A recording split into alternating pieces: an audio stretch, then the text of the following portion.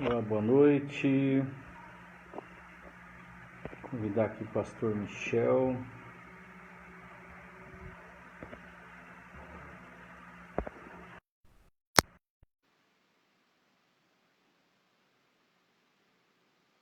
Fala, pastor Michel. Opa, e esse bigode aí? Esse bigode é 2021. Não tô te vendo direito aqui. Tá vendo como? Afasta um pouco. De novo isso? Aconteceu da É. outra vez. Não, afasta só um pouquinho, tá muito em cima da câmera. E aí? Tá bom agora? Tudo beleza? Esse aqui é o bigode para 2021. Tem que jurar umas coisas ano que vem, tem que fazer no fio do bigode. Aí já tem gente aí, Ana Maria, a irmã Maria Helena Zanata, Ruth Martins. Quem mais? Tem mais alguém aí que eu não estou enxergando, não estou vendo. Boa noite, gente. Boa noite, Maria Helena Zanata. Tá frio aí em São Paulo? Tá chovendo aí? Estão escutando bem a gente? Mais uma terça-feira que nós estamos aqui para falar de graça. Graça e paz, Maria Helena. Esperar mais um pouquinho aí, né? Chegar o pessoal. Sim. Tá ouvindo perfeitamente. Tá frio aí, Maria Helena? Tá chovendo? Aqui tá fresquinho. Choveu bastante.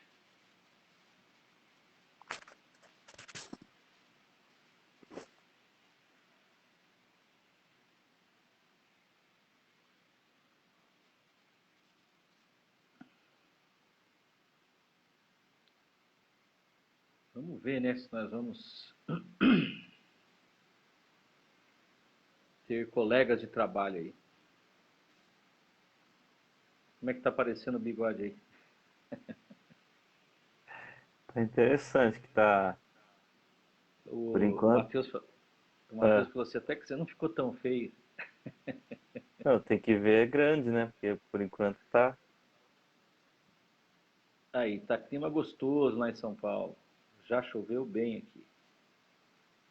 Graças a Deus, né? Precisando de chuva.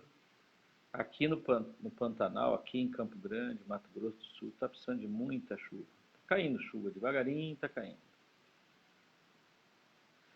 Glória a Deus. Ora, irmã Regina Cesário aí, bem-vinda também, Regina. Fazia tempo que não participava, hein, Regina? No visual, Maria Helena. É para eu, ano que vem, em 2021, fazer uma jura no fio do bigode. Eu não vou deixar crescer que nem o do Nietzsche, Michel. Pensou aquele Hum, bigodão que cobre aqui a boca? vamos ver, deixa esse bigode crescer aí. Na verdade, eu não sei ter bigode, né? Primeira vez que eu tô aqui com bigode. Combina com o nariz, porque esse nariz judeu que eu tenho, ou de árabe.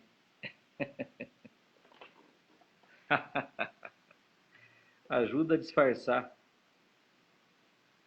Eu vou, eu vou ficar com esse bigode para competir com o irmão Laporte. Só que o dele tá branco, branco, branco. O meu ainda tem fio preto. Aliás, acho que é a única coisa da minha barba que ficou de preto. Olha o Danilo aí. Ei, Danilo. Danilo Pereira Rezende. Bem-vindo. Tá estranho, irmã Regina? Mas logo acostuma. Eu não quero pintar minha barba. Um dia eu tava no salão, o rapaz falou: Ô pastor, vamos pintar essa barba aí. Falei: não, se pintar tem que pintar toda a vida. Isso aí sai. O cabelo eu não pinto, não. Aí, ó. Cabelo é natural. Ó o cunhadão aí, Walter Crestani. Ô Walter, aí como é que tá, Walter? Lá de Ponta Grossa, bem-vindo. Flávia, bem-vindo, Flávia, aí na nossa live. Nós vamos. Espero que vocês fiquem conosco aí, né? Pra gente poder conversar. Se você quiser também participar, mandar perguntas, participa com a gente aí que fica legal. Vai ser bom ter vocês participando. O Estevam que falou lá esses dias, não, faz meses já falou que tinta que eu tava usando no cabelo, né? Que a minha barba tava branca e o cabelo tava preto. Falei, rapaz, se eu tivesse usando tinta, eu ia usar na barba também, né? Não ia deixar a barba branca e o cabelo preto. Mas é muito estresse da vida que vai branqueando aí. Ó. Bem que eu puxasse meu pai, já tinha que estar cabelo branquinho, branquinho. Aí eu puxei o cabelo da minha mãe, né? Ele tem mais cabelo, porém o cabelo dele é branquinho, branquinho. Bom, vamos começar, Pastor Michel? Vamos. Espero que vocês fiquem conosco aí, vocês que estão com a gente. Nós fazemos nossa live toda terça-feira, ou pelo menos quase toda terça-feira, falando de graça. Meu amigo Denilson Vieira entrou aí. E aí, Denilson, tudo bem? Saudade de você, faz muitos anos que eu não vejo o Denilson. Acho que a última vez foi no Encontro com Deus, lá em Arapongas, eu acho. Ou em algum lugar do Paraná lá. O cara respondeu um joinha aí. Então, vamos começar, né, Pastor Michel? Hoje nós vamos dar prosseguimento nos nossos assuntos, da nossa campanha que nós estamos fazendo ali na igreja, Profetiza 2021. Nós estamos orando para que nós tenhamos um ano de muitas bênçãos, um ano que nós queremos crer e profetizar que será um ano melhor do que esse 2020.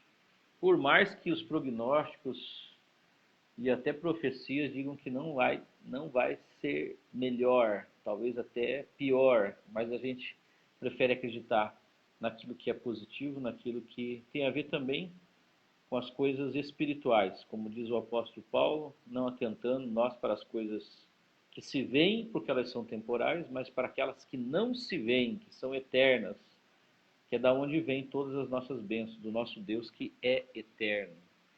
Então nós tivemos domingo agora uma ministração do pastor Michel sobre profetizando sobre a família.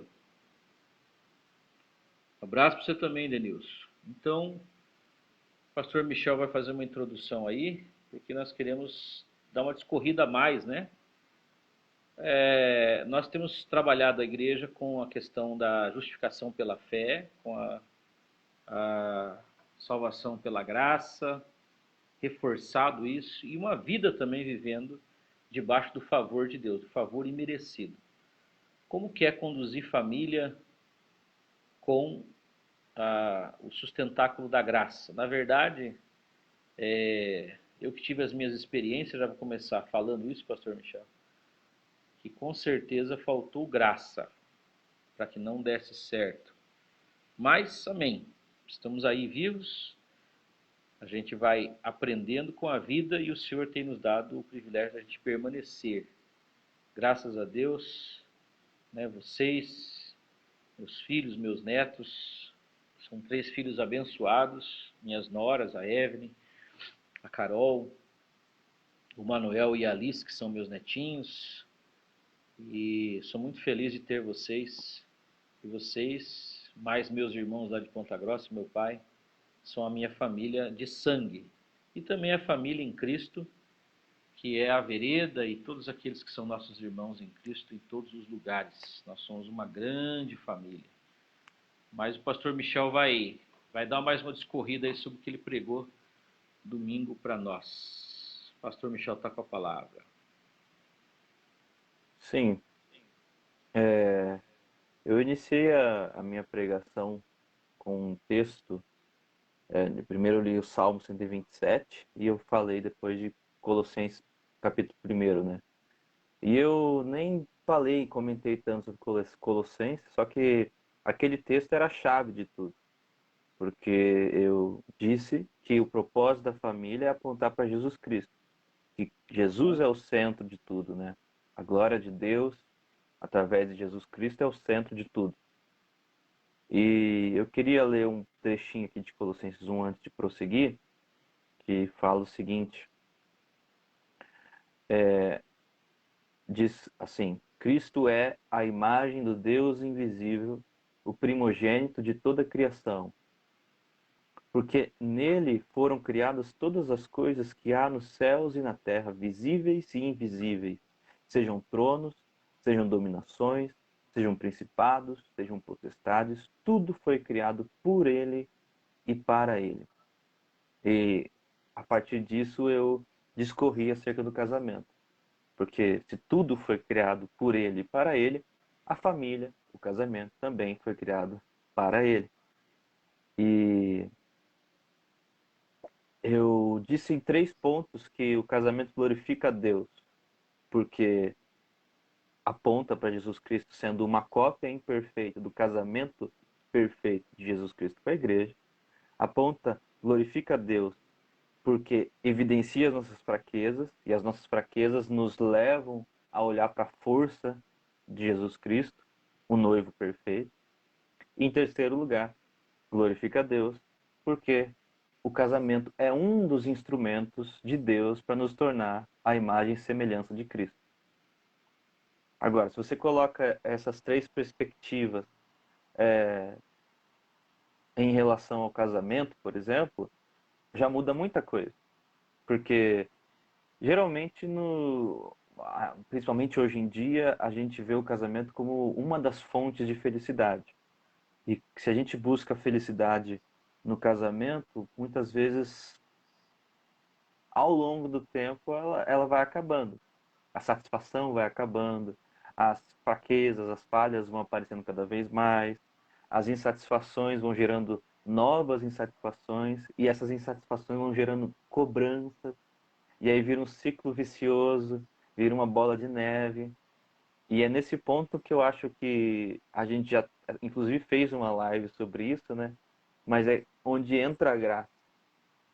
Porque justamente na cobrança que se tem, no ressentimento que se cria no casamento, nessas relações nessas brigas que vão sendo não resolvidas, na verdade, a gente joga para baixo do tapete, mas a gente não consegue perdoar completamente e nem mudar completamente.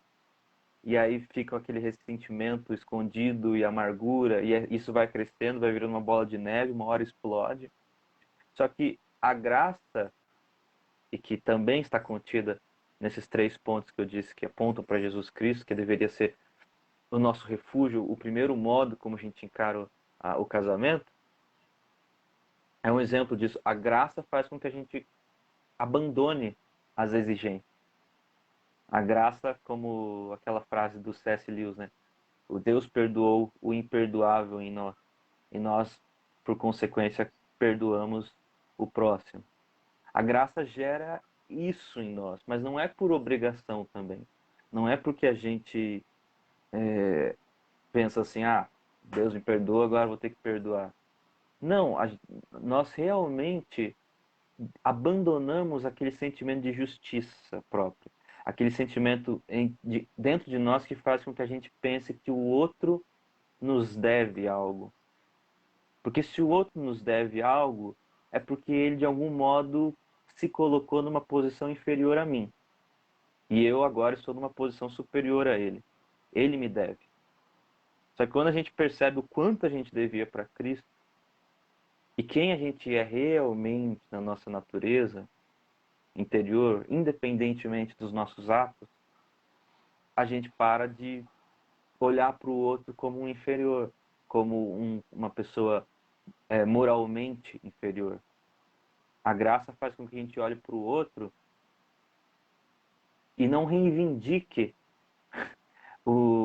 a justiça por causa do mal que ele nos fez, porque a gente olha para nós mesmos como na mesma posição. É como a empatia, na verdade. Porque a gente para de olhar o outro como se ele fosse diferente de nós. E isso também é uma forma de união, no final das contas, né?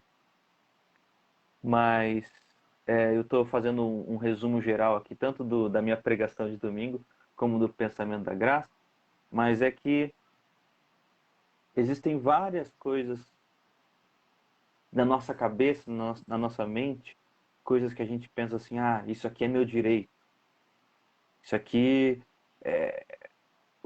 por exemplo, minha esposa me deve isso, ser marido é isso aqui, ser pai é tal coisa, e que na verdade estão equivocados.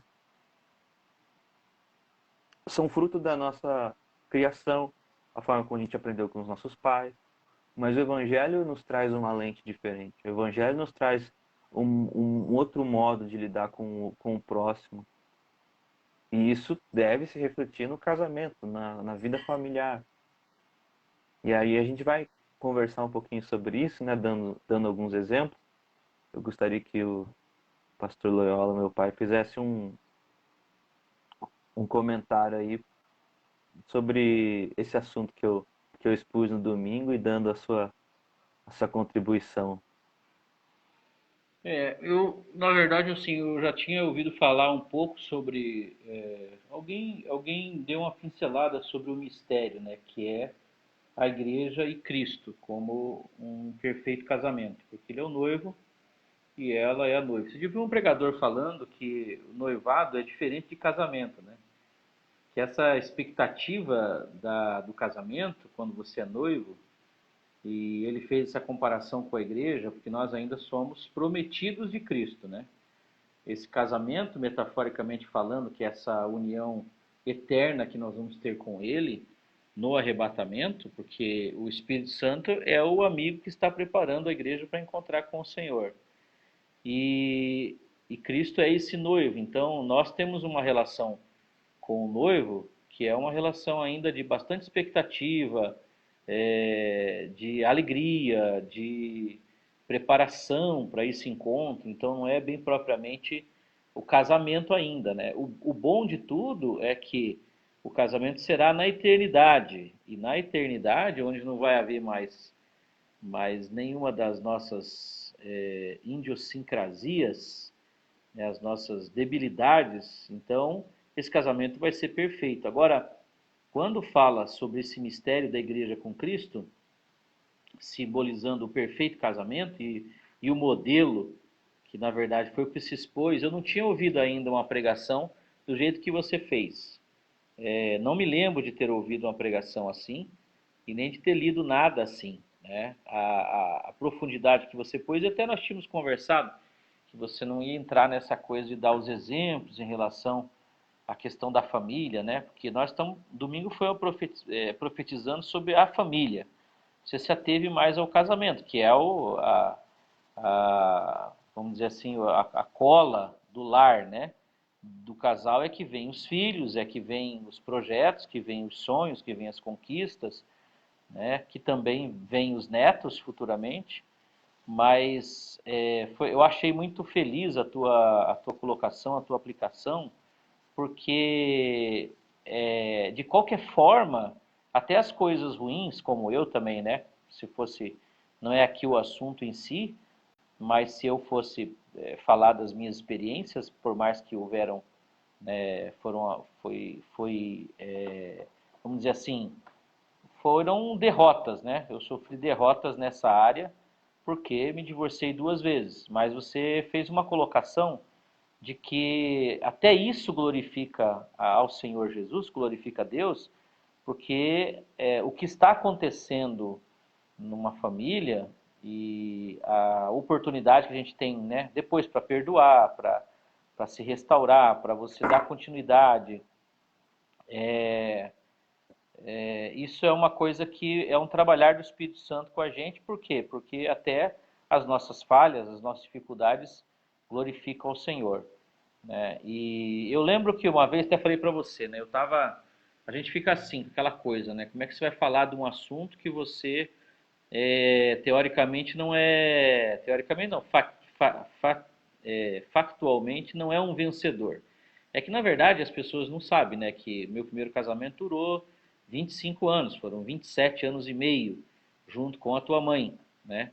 E chegou uma hora que não deu mais mesmo, a gente divorciou, separou, Eu tentei uma nova, né, um novo casamento, foi uma experiência frustrada e como a estatística já diz, né, que tem um percentual muito grande de não dar certo, mas eu tentei, eu queria ter, né, uma outra oportunidade de constituir uma nova família, né, desse casamento, inclusive nós tivemos uma gravidez, que foi a Valentina, que é a minha menina que eu vou encontrar no céu, né, e ela chegou, não viveu, né, com 6 meses ela faleceu, 6 meses de gestação, mas a tentativa era reconstituir a família, porque eu acredito na família, acredito nessa estrutura familiar que é saudável, né, salutar. Embora que a gente não vai nem entrar nisso também, mas nós temos famílias alternativas, né?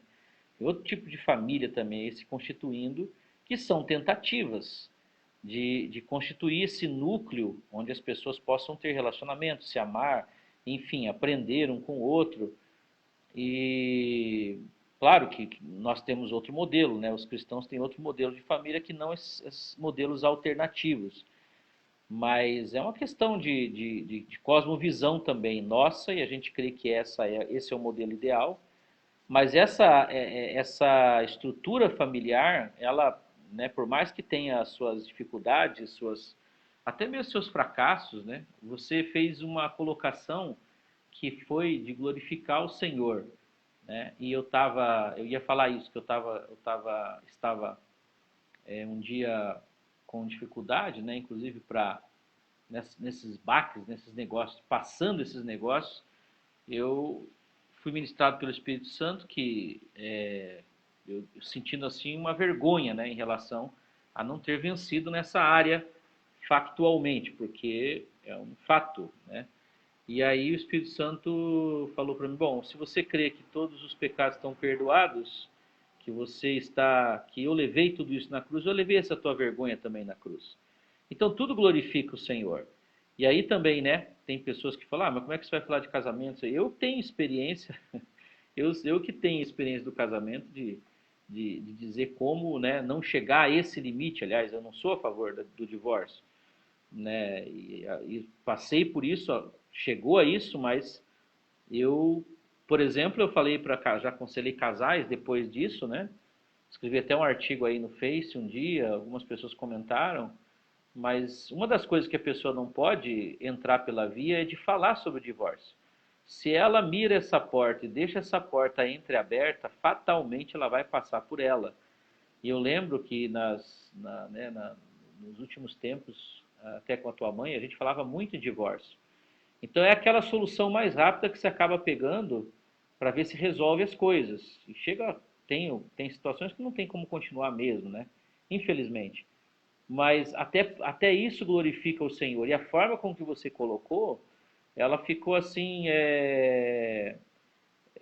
como uma sublimidade, né, desse modelo que serve em todos os aspectos. Seja uma família que permanece unida, firme até o fim da vida, seja as que tiveram problemas, nós temos milhões de famílias, né, de casais se separaram, famílias que acabaram se dissolvendo, mas a gente percebe que realmente existe algo a mais, enfim, que você colocou, que você discorreu e que você pode dar uma reforçada para a gente aí, né? Porque ficou muito bíblico o que você falou, ficou muito interessante.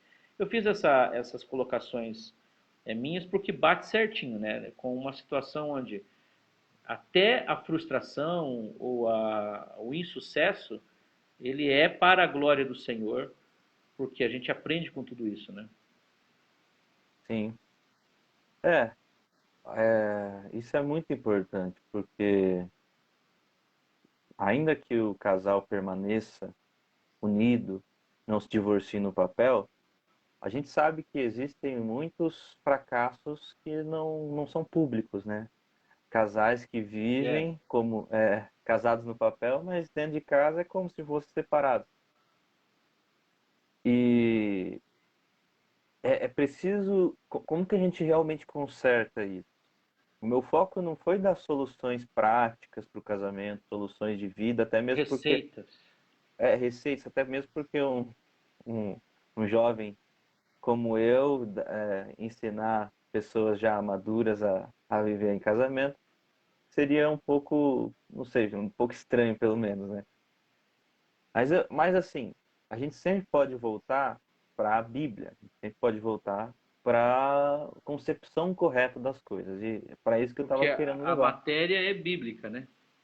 A matéria é Bíblia, a Se nós Bíblia qualquer falharmos, um, a Bíblia continua sendo a palavra a de Bíblia Deus. continua sendo verdadeira, e enfim. Mas a questão de glorificar a Deus, eu até estava ouvindo novamente a minha pregação e eu vi o quanto que eu reforcei isso, porque esse era o foco da minha pregação. E é difícil pensar assim, porque pô, a gente não pensa em casamento pensando em Deus, né?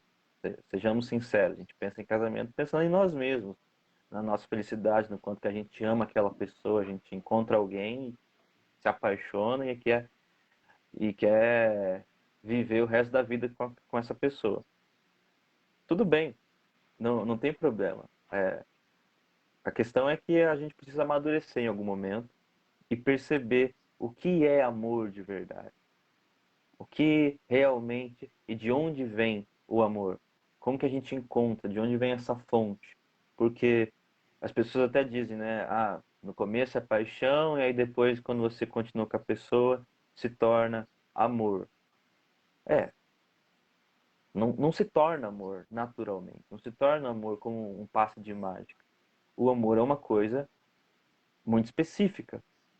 O amor verdadeiro, o amor que deve ser produzido, que deve ser aprendido, que deve crescer dentro de nós, é algo muito específico e não é qualquer coisa, não é um simples gostar, não é uma definição humana, mas é a definição bíblica de amor também. E o amor verdadeiro a gente só vai encontrar em Cristo. E aí eu falei uma coisa que é muito.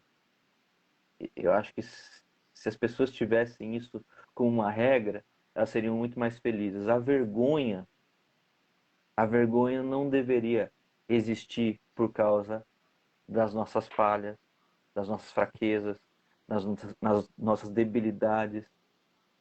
Às vezes nós somos vistos pelo nosso cônjuge e ele percebe coisas que para nós são vergonha. Para nós são algo horrível. E o nosso ego não quer se sentir fraco. Nosso ego não quer aceitar que a gente tem falhas tão grotescas, que a gente não é assim, ah, eu não sou perfeito, ninguém é perfeito. Não, às vezes a gente tem falhas horríveis, falhas que são, inclusive, dignas de uma carta de divórcio, se for pensar em termos de justiça. Porque nós somos humanos e às vezes somos pessoas ruins mesmo. Às vezes o outro vai descobrir uma coisa sobre nós que ele não foi avisado antes do casamento. Essas coisas acontecem e acontecem sempre e geram confusões e tal. Agora, Você está a falando forma do como o Jacó com a outro. Lia, né? Então, a forma como o outro lida com as minhas fraquezas é direito dele, é questão dele, ele com o seu coração, com a sua consciência. O problema é quando o outro vem falar para mim das minhas fraquezas, das minhas falhas, e eu me sinto humilhado por causa disso. Eu me sinto, porque eu sou colocado contra a parede, me sinto exposto, e qual que é a reação mais natural? É querer se vingar ou querer dizer que eu não sou isso que ele está falando que eu sou. E às vezes eu sou. Tem até uma frase interessante que diz assim, não fique triste quando alguém falar mal de você, porque você é muito pior do que ela está falando. É uma perspectiva um tanto quanto calvinista, mas é bíblica. A Bíblia fala, né, que no homem não habita mal algum, que Bem algum. não, é isso, não habita bem algum. E nós somos desprovidos da glória de Deus, nosso eu natural. Então, se a outra pessoa está olhando para nós por essa ótica, pela nossa própria força, nós queremos ser fortes, queremos ser atraentes, né? Queremos ser admiráveis. Só que esse ego, ao invés de fortalecer, ele nos enfraquece. Ele nos faz passar por mais vergonha e humilhação ainda. Porque aí a gente fica querendo tapar esse buraco, tentando resolver a coisa, e a gente não tem capacidade para isso, porque a gente é o que a gente é. Só em Cristo, e quando a gente olha para Cristo, quando a gente se ajoelha, como eu disse, perante Cristo, é que essas vergonhas se desfazem, porque não há motivo para se envergonhar diante de Cristo, diante de Deus. E aí, nesse relacionamento, a gente vai descobrindo o nosso eu em Cristo. Nesse relacionamento com Deus, a gente vai descobrindo a força que Ele nos dá, que a maturidade que a gente pode atingir, o amor, a humildade que a gente pode alcançar. Só que até você chegar nesse percurso, se a gente tiver o coração duro, né, pode acontecer, né, as nossas táticas humanas, né? E as nossas táticas humanas são do fruto do ego, podem trazer más consequências, né? Mas eu queria também citar esse texto aqui, as mulheres sejam submissas ao seu próprio marido, Efésios 5:22. E aí ele fala para os maridos amarem as esposas como Cristo amou a igreja. É um texto que hoje em dia dá muita polêmica, né? Porque ninguém aceita isso, como você bem disse, né? Existem os novos modelos de família. Mas isso aqui é um modelo de família que a gente encontra, inclusive, na natureza. Não sempre, mas em alguns animais. A gente encontra nos seres humanos, que a gente vive assim há milênios. A hoje só que está mudando. Deu, a gente pode dizer que deu certo, a gente pode dizer que foi natural, a gente pode dizer muitas coisas sobre esse modelo. Mas a questão que eu quis trazer é que esse modelo, no final das contas, é uma cópia. Ele em si não é um assunto tão importante. Ele em si apenas está falando de um assunto mais importante do que ele próprio. Essa questão da submissão da mulher em relação ao marido. Porque é um símbolo da submissão da igreja em relação a Cristo. E aí no final do texto você vai ver que o Paulo usa essa palavra mistério, inclusive. Ele diz assim: eis porque deixará homem a seu pai e a sua mãe, se unirá à sua mulher, e se tornarão os dois uma só carne. Grande é este mistério. E aí ele diz: mas eu me refiro a Cristo e à igreja. Ou seja, o mistério não é em relação ao homem e à mulher, está se referindo a Cristo e à igreja. Porque, como eu disse, Deus estabeleceu o casamento entre o homem e uma mulher, em primeiro lugar, para simbolizar o casamento de Cristo com a igreja. Para fazer com que a gente entendesse um pouquinho melhor o que viria depois, que é a nossa união com Cristo. E essa união com Cristo é importante porque é só nele que a gente realmente se satisfaz. É só nele que a gente encontra satisfação. E é estranho isso, porque a gente se casa para se completar. A gente se casa para conseguir a felicidade, a satisfação, tirar aquele vazio do peito, né? Aquele vazio existencial ao se unir com o outro. E esse vazio não vai embora. E aí, além de todas as fases do casamento, existe essa coisa impossível de acontecer, que é o preenchimento desse vazio. E aí a gente fica revoltado porque esse vazio não se preenche. Só que esse vazio não é para ser preenchido pelo nosso cônjuge. Esse vazio é para ser preenchido por Deus. Ele pertence apenas a Deus. Porque Cristo é o noivo perfeito e nós somos a noiva de Cristo, seremos a esposa de Cristo, né? Na verdade, é uma realização já proporcionada por ele, né? Tanto para maridos como para mulheres, se a felicidade estiver em Cristo, você não vai buscar a felicidade no casamento, mas ela vai compartilhar a felicidade, né? Ou compartilhar a paz, compartilhar o que ela tiver para compartilhar com essa pessoa. Eu uma vez escrevi sobre a questão da família em relação à graça, né? E aí eu coloquei essa questão que é engraçado que tem casais que se unem e não há um tempo atrás não casavam formalmente. Até chegavam na igreja, era uma exigência da igreja que a pessoa se casasse no civil, né? Para ela poder tomar ceia, inclusive. participar da comunidade. Às vezes a pessoa já estava junto há 10 anos, com o meu amigo Jair Almeida, que quando veio para a igreja fazia 10 anos que estava com a Naira, tinham 2 filhos, mas não eram casados. No civil, por algumas questões, e parece que esses casais que não assumiam o compromisso, né, o pessoal dizia, ó, não casa não que estraga. Talvez, né, trazendo para a questão do legal, trazendo para a questão da obrigação, até que você já colocou, dá para fazer uma análise aí, né? Porque tem aquelas frases que as pessoas dizem, né? Ah, mas ele é teu marido, ele não pode fazer isso, ele tem que fazer aquilo. Ela é tua esposa, ela é obrigada a fazer isso, é obrigada a fazer aquilo. E essa obrigação, esse peso né, legal sobre a pessoa, seja marido ou mulher, que antes era uma atitude espontânea, era uma atitude de graça, uma atitude de graça.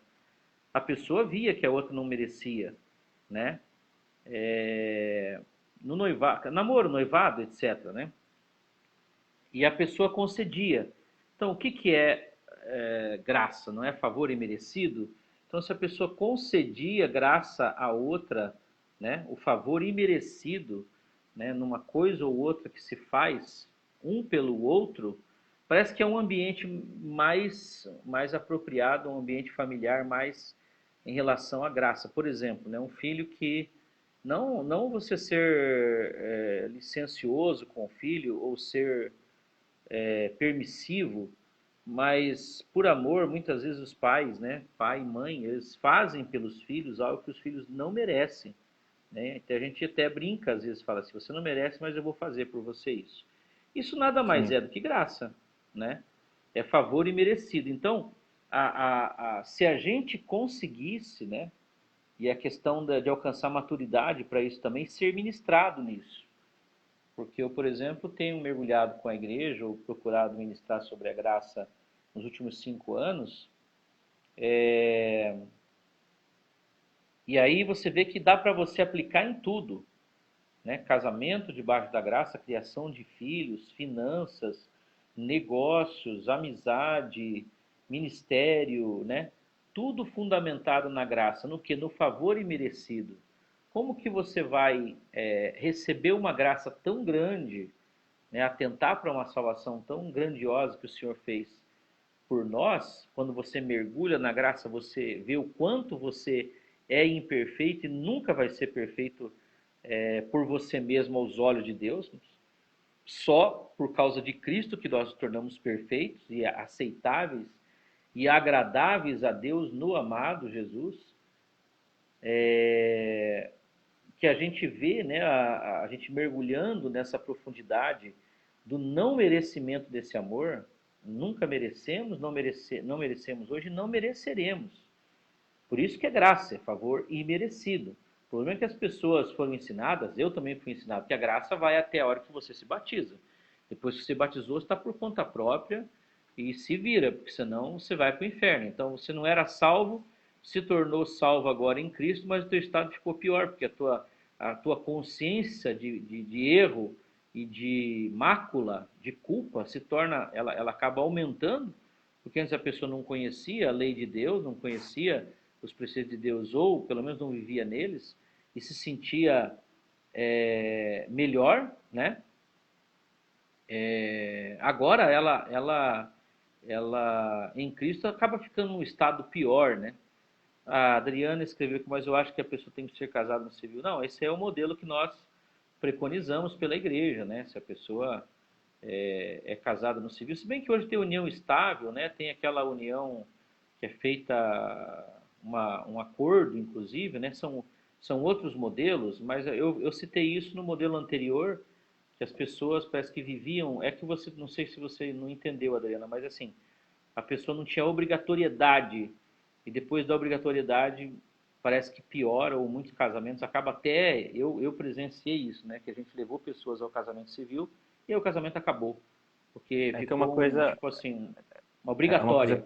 uma coisa psicológica, né? Não é culpa É, do casamento, mas a não, pessoa não, não, não, nada a ver, encara. não é o papel que vai mudar isso, mas é um efeito psicológico e parece que acontece uma cobrança maior, né? Não sei, até não falta uma sogra, um sogro que vem com legalismo, né? Agora ele é teu esposo, não pode fazer isso. Agora é tua mulher, ela tem que fazer isso.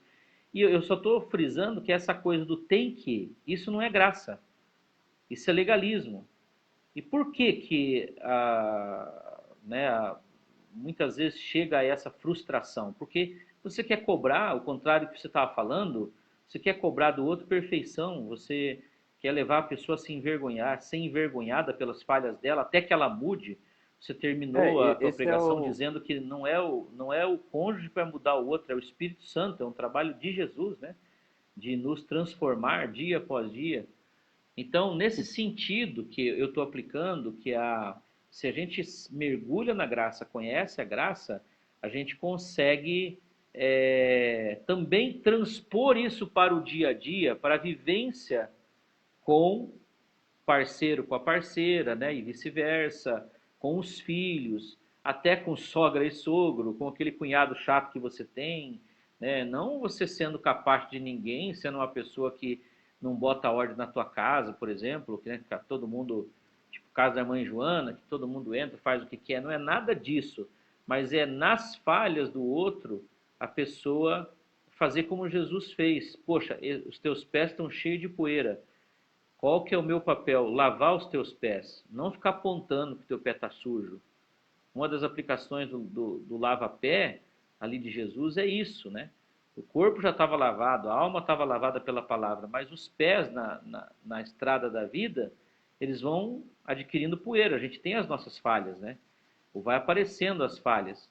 Ao invés de eu pegar uma toalha e uma bacia d'água e lavar os pés do meu irmão, ou do marido, da esposa, eu começo a apontar a sujeira dos pés dele, quando na verdade eu deveria fazer o que Jesus fez, lavar os pés, né?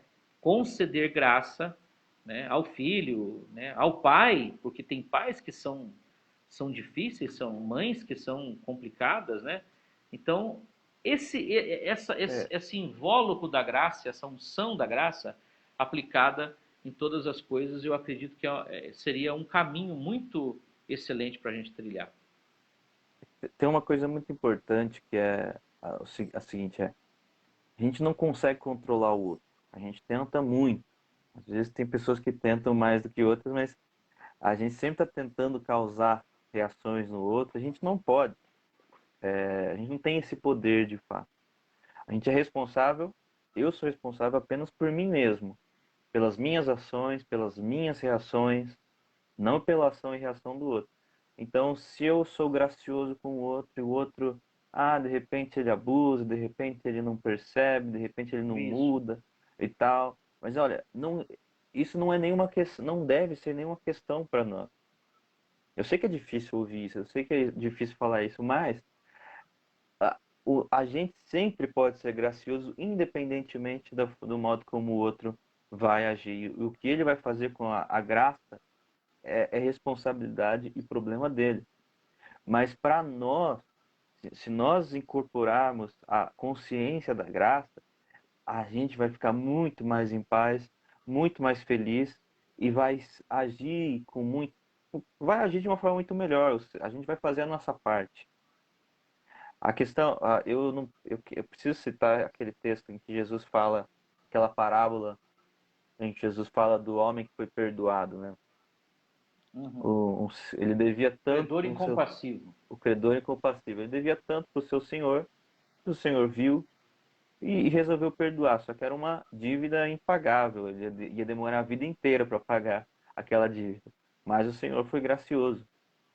E aí esse homem que foi perdoado, o que que ele fez? No momento seguinte em que ele foi perdoado. E foi lá, pegou a lista de todas as pessoas que deviam para ele e, e foi os cobrar de forma sem qualquer misericórdia, foi os cobrar. E quem não pagou, ele foi lá e meteu um processo e mandou eles para a cadeia.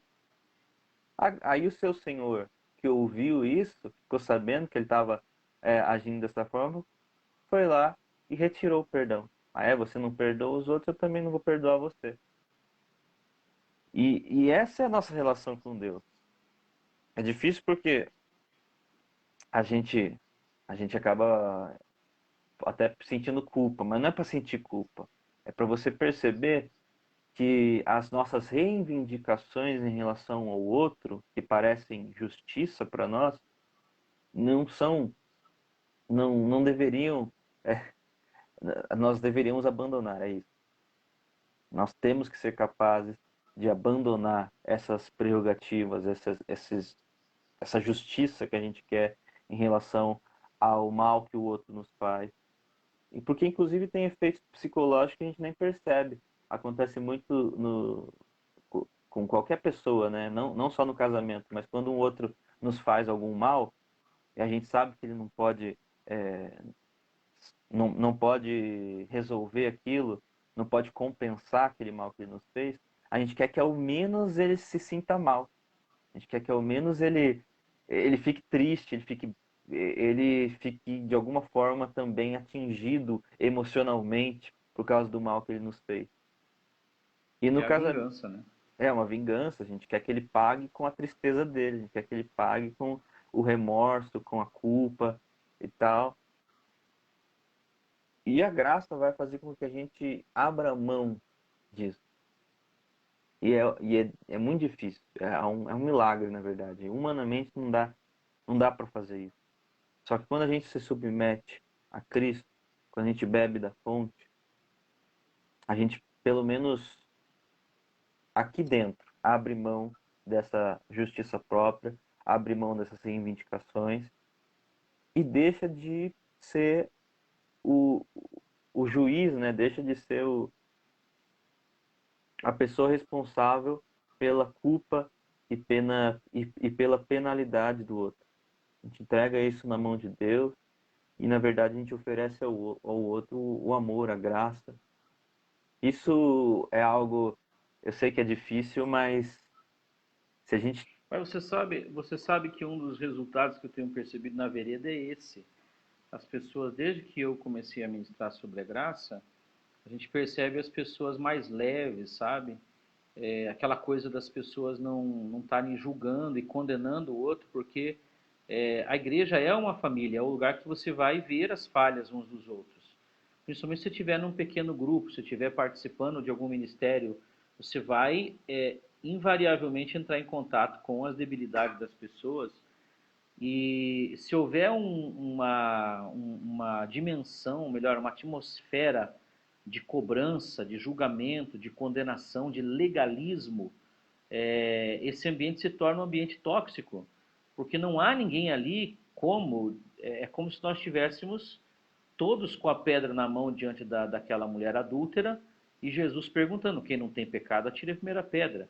Não tem ninguém que não tenha pecado, não tem ninguém que possa tirar a pedra em ninguém, né? E a gente até fala isso, mas eu percebi que quanto mais a gente vai falando sobre a graça, sobre o amor de Deus em Cristo Jesus, que é o centro do Evangelho, que é o Evangelho em si, é Cristo sendo o novo caminho que nos reconcilia com Deus. Deus, na verdade, estava em Cristo reconciliando o mundo consigo mesmo. E esse frisar, esse bater nessa tecla que às vezes as pessoas acham até que fica uma coisa maçante, fica repetitivo. Só que nós temos que lembrar todos os dias disso, que nós somos fruto de favor imerecido, para que a gente possa conceder graça em todos os sentidos para o outro, só se a gente estiver também se sentindo agraciado.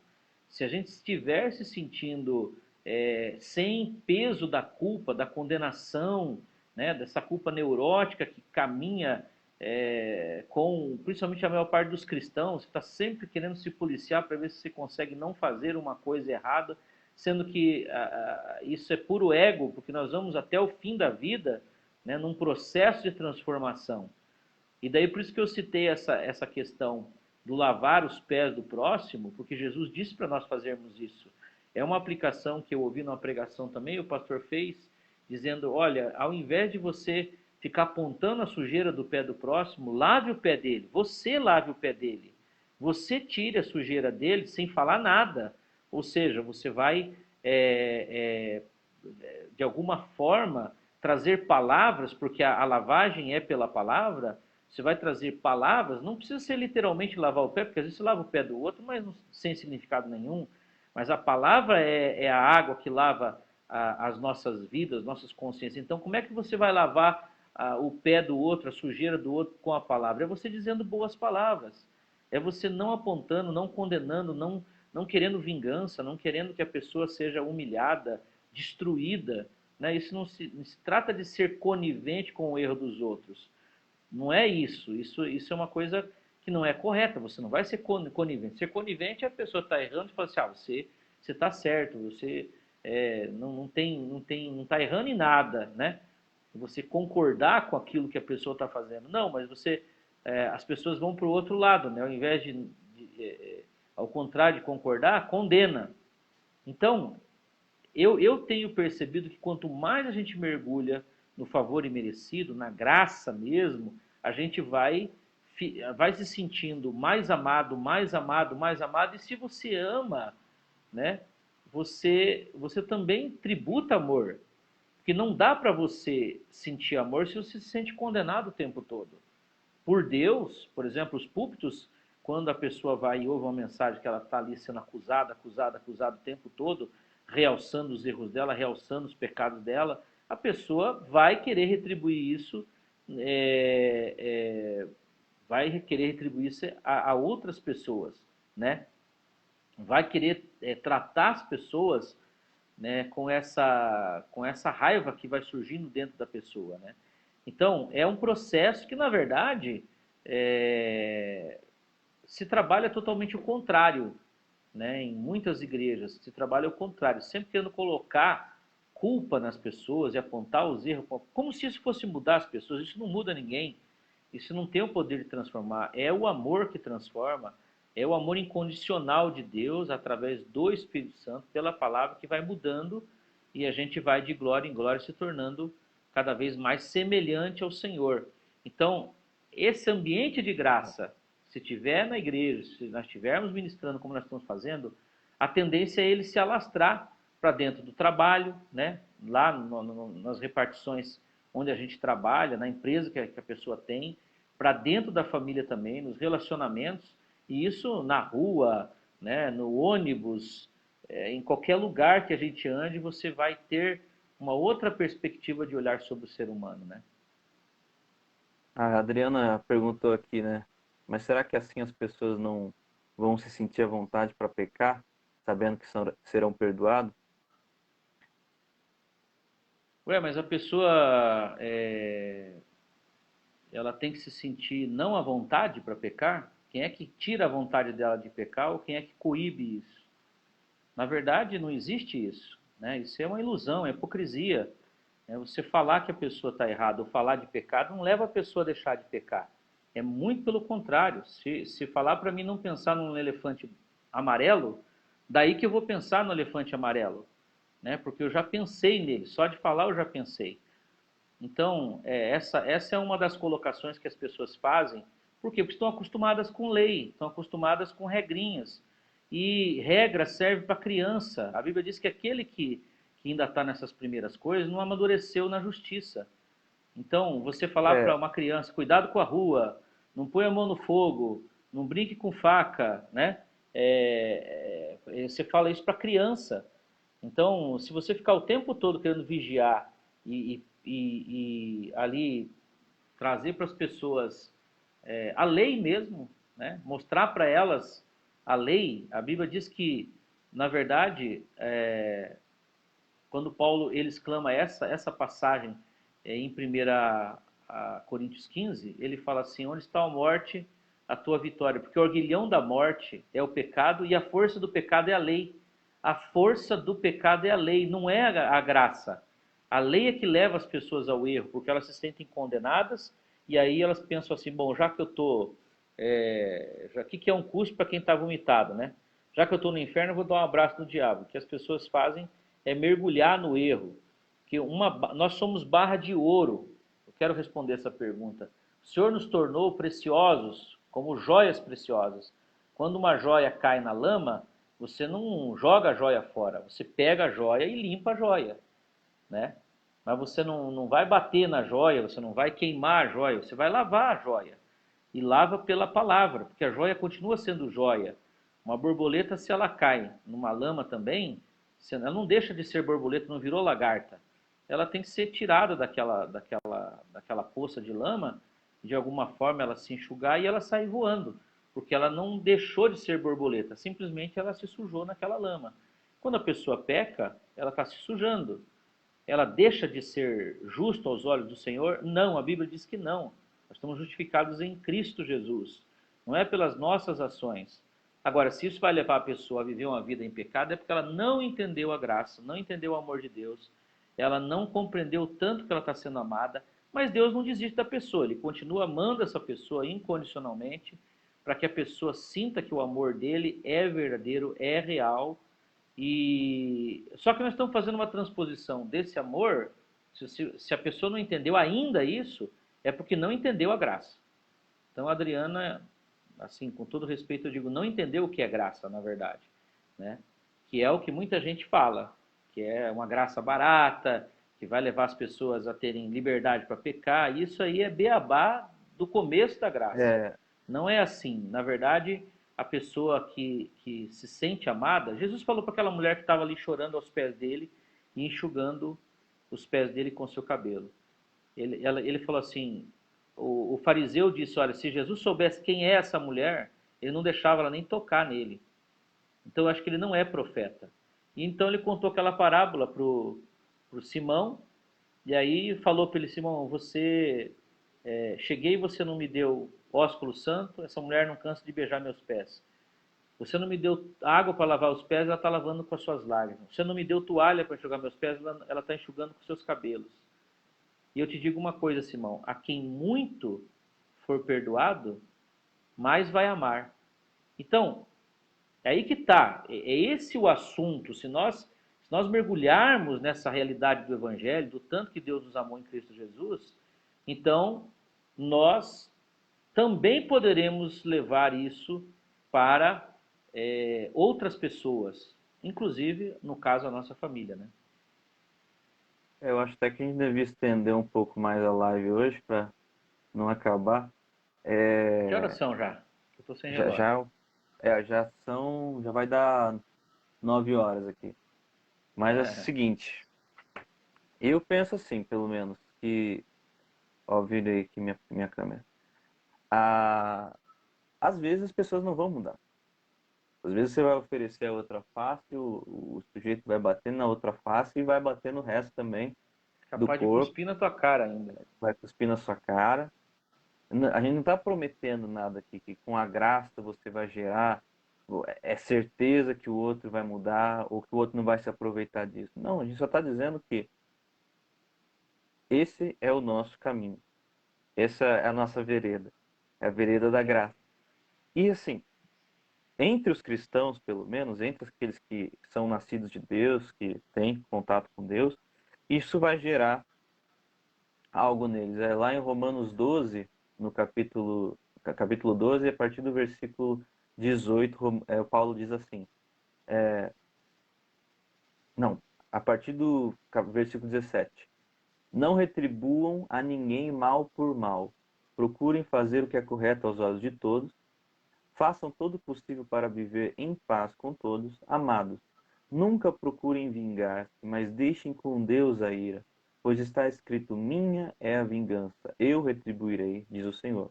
Ao contrário, se o seu inimigo tiver fome, dele de comer, Dele de se comer, tiver sede, dele de dele de beber. beber. Fazendo isso, você amontoará brasas vivas sobre a cabeça dele.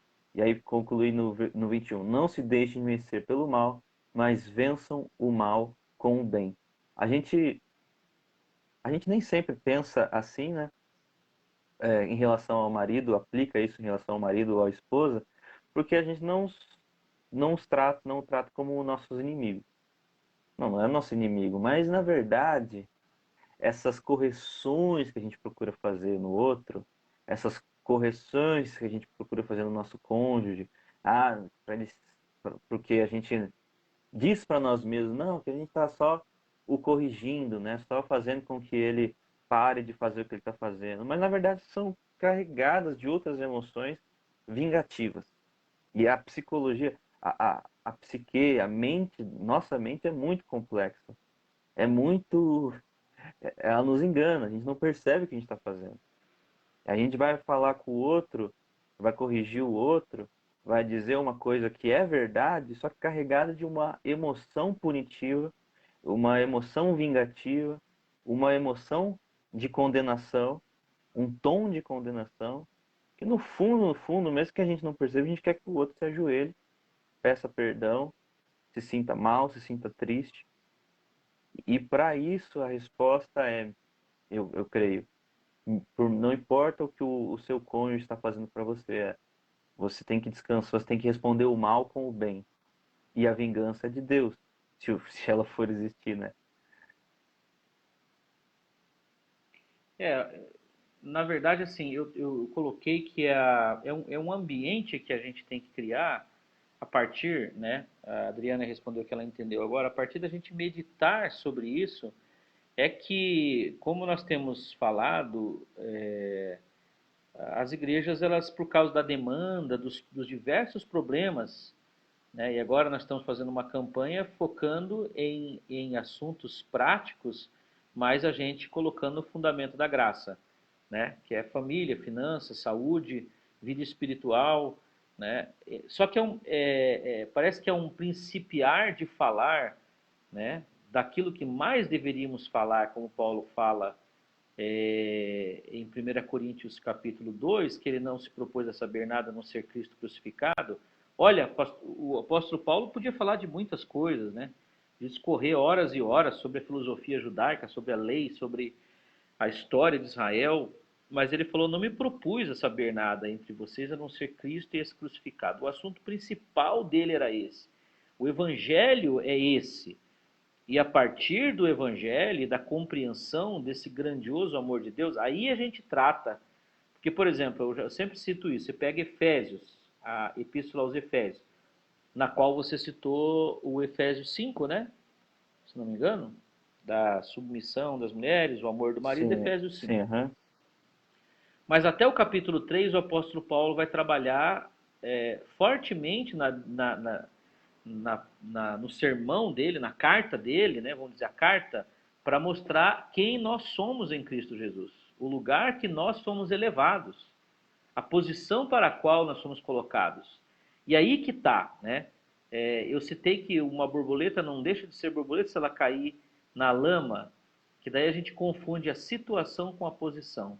Qual é a posição que eu me encontro? Ah, eu estou nessa posição de erro, de pecado, né? Longe do favor de Deus, do amor de Deus, da igreja, longe das bênçãos. Não, essa não é a tua posição, essa é a tua situação. Quando eu, você, né, nos encontramos numa situação assim, a gente está numa situação, a nossa posição, ela continua sendo a mesma, é importante lembrar disso.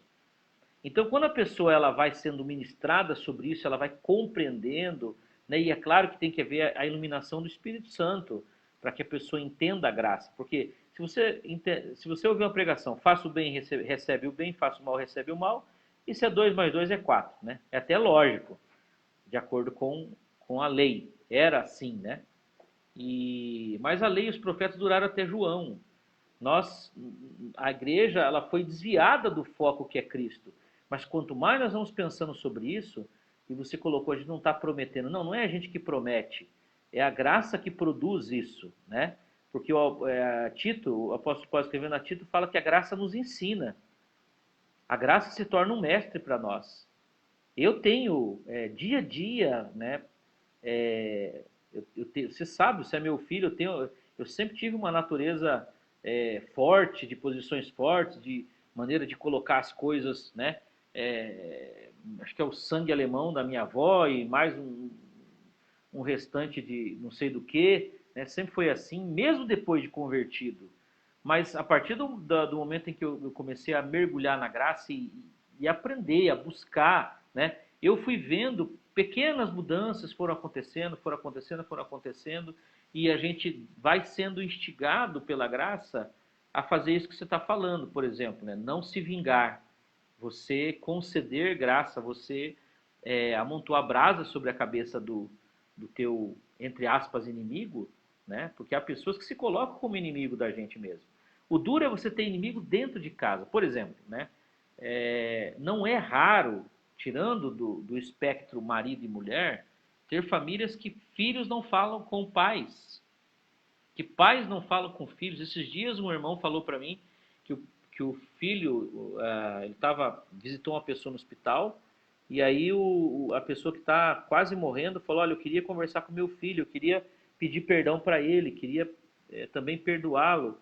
E aí esse irmão foi falar com esse rapaz e falou, olha, precisa conversar com teu pai está morrendo, ele quer conversar com você, ele quer te pedir perdão, te perdoar. Ele falou, não, eu não vou conversar. Eu não vou conversar com ele, ele teve a vida inteira para fazer isso, e agora, na hora da morte, ele quer fazer. Eu não quero saber de perdão para ele, nem do perdão dele. Então, realmente existem pessoas tomadas pelo mal, né? Que nem na hora da morte perdoam ou concedem perdão, né, aos outros. Mas, como você falou, citando C.S. Lewis, ele perdoou o imperdoável. Só que nós não falamos disso. Né? É muito mais fácil de ficar falando dos assuntos em si, como por exemplo, domingo você pregou, você não ficou falando sobre, né, a família de sucesso, né, não é essa que faz isso, aquilo, aquele outro, não faz isso, não faz aquele outro, tal. Você não foi dando uma receita, você foi trazendo um aspecto muito mais profundo, muito mais excelso, que quando a gente olha para isso, a gente é inspirado a a gente é inspirado, né, no trato do dia a dia, porque Cristo amou essa igreja, ele ama essa igreja imperfeita. Paulo diz assim: se ele nos amou quando nós éramos ainda pecadores, agora muito mais seremos livres ou salvos da ira que está por vir. Tem pessoas, por exemplo, que acham que elas vão passar pela ira de Deus. Não, os filhos não passarão, porque ele nos comprou com o seu sangue, ele nos reservou, nos preservou dessa ira que vai vir sobre a terra, né? Mas Cristo ama essa igreja imperfeita. O que é a igreja, senão aquela definição em latim, né? Communius Sanctorio et Peccatis, que é a comunidade dos santos pecadores, se não falei errado o, o, O latim. o idioma, o latim, ela é a comunidade dos santos pecadores, né? E Cristo ama essa igreja, ele perdoa essa igreja. Não há um momento que nós não estejamos sendo justificados por ele, porque Romanos 5,1 fala, e a gente tem que citar para gravar, filho, sendo, pois, justificados, é presente, é particípio presente passivo, ele está nos justificando o tempo todo. É essa noiva que ele ama, né? Que daí é o modelo que você falou. Está procurando perfeição nessa noiva? Não, a perfeição está nele. É ele que aperfeiçoa a noiva. Eu acho que nisso até, É, quando Paulo fala em 1 Coríntios 7, que quando, né, uma mulher que tem um marido não crente não se divorcie dele, porque ela santifica o homem, assim vice-versa, né? É Cristo que santifica a igreja. É ele que dá a ela as vestes imaculadas, é ele que dá à igreja a justificação, que é se tornar perfeita aos olhos do Pai. eu acredito assim, a gente está na graça, não, não se faz mais as coisas, a gente não pensa mais com essa categoria do dever, né? Então, será que eu tenho que perdoar, eu tenho que fazer tal coisa? Não é bem por aí. Aham. Eu acho que serve muito essa mensagem, esse ensinamento que a gente está trazendo para as pessoas que não casaram ainda. Veja como é sério o casamento. O Bem que Paulo casamento é uma fala que coisa. aqueles que não são casados, Paulo fala para não se casarem, né? Sim, se você está entrando nisso, veja bem, isso não é para. Se você quer seguir o negócio do jeito que é para ser, não é para você realmente ser feliz, mas é para você ser quebrado, para você ser transformado, é para você se entregar por uma pessoa, se sacrificar por alguém, perder a parte da sua vida por alguém. É entrega, é doação, é serviço, é sacrifício. O casamento é uma coisa, não é uma coisa fácil. E não é para trazer essa satisfação momentânea. Agora, com relação a. Tem que dizer, né? Tem que falar porque é uma realidade. Por exemplo, pessoas que passam do limite. E esse é um outro lado da graça. Por exemplo, agressão física. Não. Pessoas que cometem crimes, pessoas que precisam ser denunciadas para a polícia. Ah, mas aí é graça ou não é graça, né? Eu denunciar alguém, o meu cônjuge pela polícia. Não tem tanto a ver com graça, mas também porque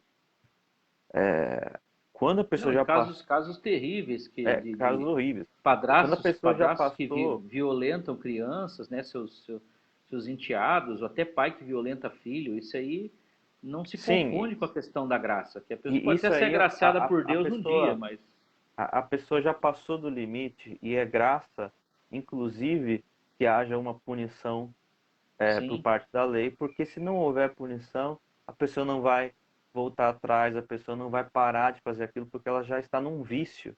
Esses é, comportamentos são viciosos, a pessoa não consegue se livrar deles. Então é ela, inclusive, doentio, né? precisa da punição do Estado, da lei, assim como os filhos muitas vezes precisam da punição da correção física, mas não a Sim, correção, aquela correção moral que você olha para o seu filho com raiva. E esse, aí é outro ponto que entra a graça. destrói o espírito da criança. As pessoas confundem. Não tem a ver com comportamento, no final das contas.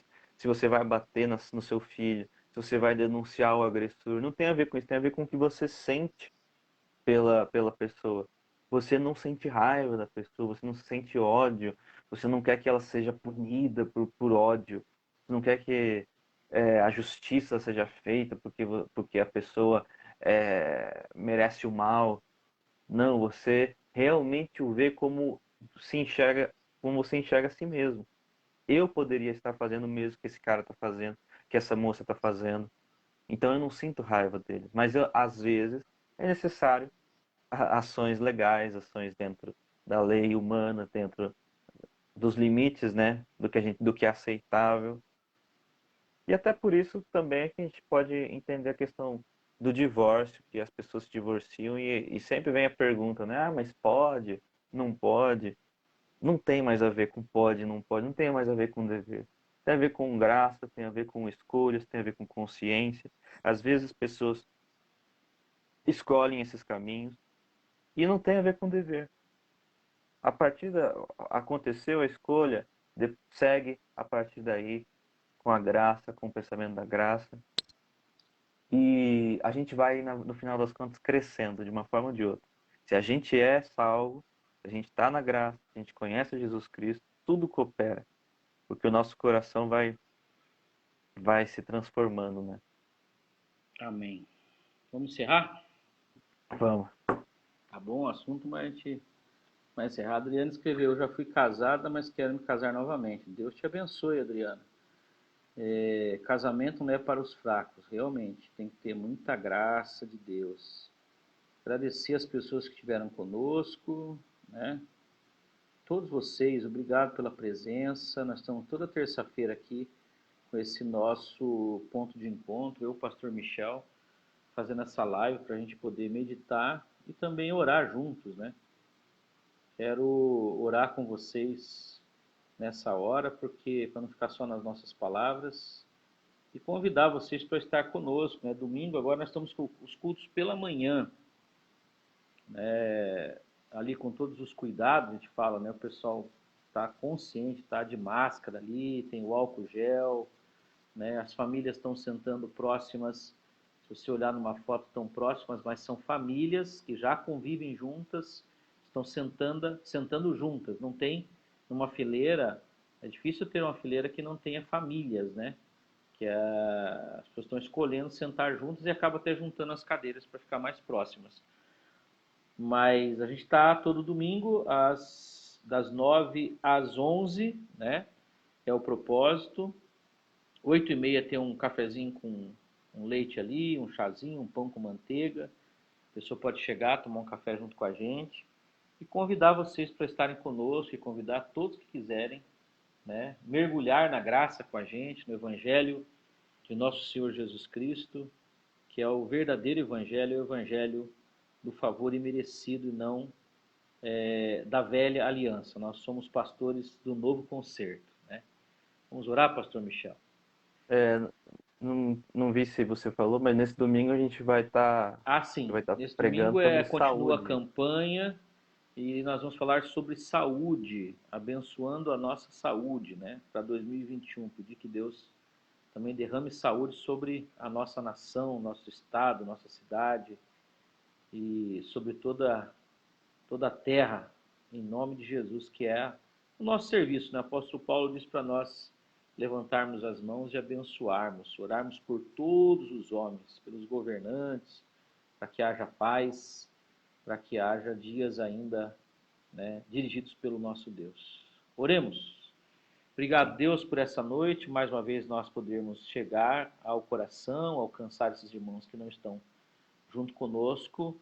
Não estamos, Senhor, reunindo na igreja de semana e nós usamos este veículo para discutirmos, pensarmos, meditarmos na Tua palavra. E agora queremos pedir que o Senhor alcance cada família, cada lar com as Tuas mãos poderosas para dar, Senhor, a cada um paz, graça, força, portas abertas, solução de problemas, saúde, Senhor. Derrama sobre cada família, cada casa, a saúde que vem do Senhor, porque o Senhor levou na cruz todas as nossas Sim, Deus. enfermidades.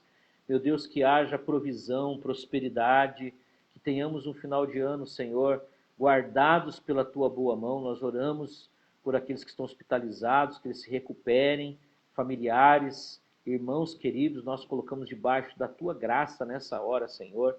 Que o Senhor tenha misericórdia, guardando a nossa vida dessa praga, dessa peste, aqueles que contraírem, que se recuperem rapidamente, sem muitas complicações, em nome de Jesus, Senhor. Nós te pedimos que seja sobre nós as Tuas mãos estendidas para nos abençoar, porque nós não temos a outro a clamar, se não temos ninguém no céu que não seja o Senhor, nosso Deus. No nome do Teu Filho Jesus, nós já também declaramos essas bênçãos sobre a vida das famílias, sobre os Teus filhos e filhas, em nome do Senhor Jesus. Amém e amém. Amém. Um abraço, meu filho, um abraço para todos, em nome de Jesus. Abraço a todos. Deus. Paz e graça a todos.